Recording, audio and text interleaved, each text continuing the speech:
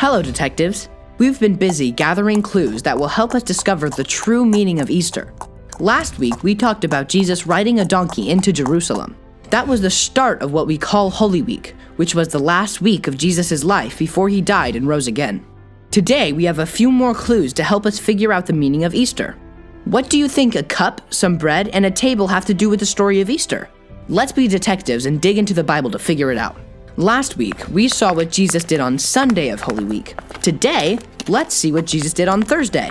On that Thursday, Jesus and his disciples were in Jerusalem to celebrate the holiday called Passover with a special meal.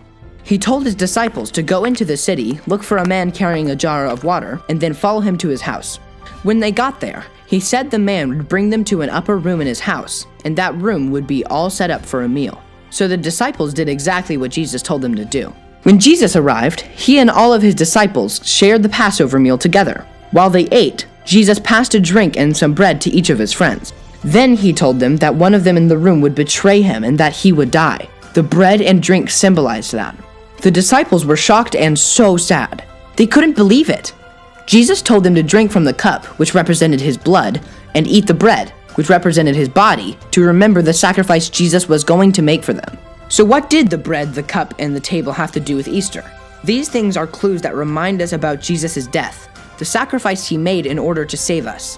Sacrifice means Jesus gave up his life for us. So what do bread, cups, and tables have in common? They're all clues that teach us something important about Easter. Every Easter, we remember Jesus' sacrifice.